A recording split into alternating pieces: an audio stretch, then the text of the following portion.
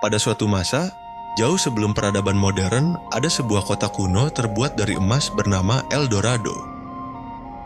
Sebuah kota di tengah hutan rimba yang seluruhnya terbuat dari emas. Atap bangunan berkilauan, jalanan berlapis logam mulia, dan sungai-sungainya mengalirkan air jernih yang penuh batu permata.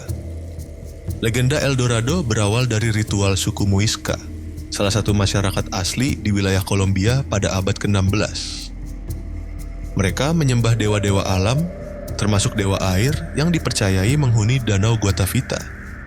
Setiap kali pemimpin baru yang disebut Zipa dilantik, upacara megah dilakukan di danau ini sebagai bentuk penghormatan kepada dewa-dewa. Zipa akan dilumuri debu emas dari kepala hingga kaki sehingga tubuhnya berkilauan di bawah sinar matahari. Ia lalu menaiki rakit bersama para pendeta menuju tengah danau, membawa persembahan berupa emas, permata, dan benda-benda berharga lainnya. Setelah sampai di tengah, Zipa akan melemparkan harta-harta tersebut ke air sebagai tanda penghormatan dan doa agar rakyatnya diberkahi kemakmuran. Ketika penjajah Spanyol tiba di wilayah Amerika Selatan, mereka mendengar kisah tentang ritual ini. Namun, dalam imajinasi mereka, El Dorado bukan sekedar seorang pria berlumur emas, melainkan sebuah kerajaan atau kota yang penuh dengan kekayaan tak terhingga. Ambisi dan keserakahan mulai muncul, memicu serangkaian ekspedisi berbahaya untuk menemukan kota emas yang legendaris. Pada tahun 1530-an, Gonzalo Jiménez de Quesada, seorang penjelajah Spanyol, memimpin ekspedisi melintasi dataran tinggi Kolombia untuk mencari El Dorado. Perjalanannya membawa dia ke wilayah Andes, tempat dia menemukan sisa-sisa budaya Muisca. Meskipun mereka menemukan emas dalam jumlah kecil, harapan untuk menemukan kota emas besar tak pernah terwujud. Setelah itu, banyak penjelajah lainnya mencoba peruntungan mereka, termasuk Francisco Orellana, yang pada tahun 1541 memimpin perjalanan menyusuri sungai Amazon.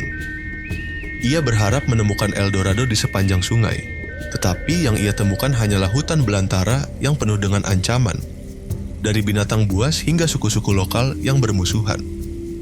Legenda El Dorado tidak hanya memikat hati para penjelajah Spanyol, tetapi juga menarik perhatian bangsa Eropa lainnya. Salah satu pencari paling terkenal adalah Sir Walter Raleigh, seorang bangsawan Inggris. Pada tahun 1595, ia memimpin ekspedisi ke wilayah Guyana, meyakini bahwa El Dorado berada di sana.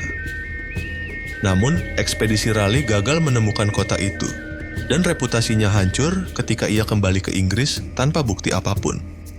Legenda El Dorado menjadi obsesi bagi para petualang dan penjajah, hingga beberapa orang rela mengorbankan hidup mereka. Salah satu usaha paling ekstrim terjadi di Danau Guatavita sendiri. Para penjelajah mencoba menguras air danau untuk mengungkap harta karun yang tenggelam di dasarnya.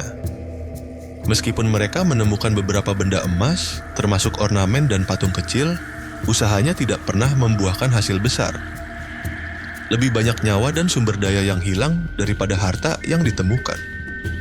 Sejarawan modern percaya bahwa El Dorado tidak pernah ada sebagai sebuah kota atau kerajaan. Sebaliknya, kisah ini adalah hasil salah tafsir budaya oleh para penjajah Eropa yang melihat ritual keagamaan suku Muisca sebagai tanda kekayaan material yang tak terbatas. Namun, legenda ini bertahan sebagai simbol dari ambisi manusia yang tak terbatas, keserakahan, dan mimpi-mimpi yang tak terwujud. Legenda El Dorado mengajarkan bahwa tidak semua yang berkilau adalah emas, dan terkadang keinginan manusia untuk mencari kekayaan justru membawa kehancuran. Apakah kota emas ini benar-benar ada atau hanya ilusi? Misterinya tetap abadi.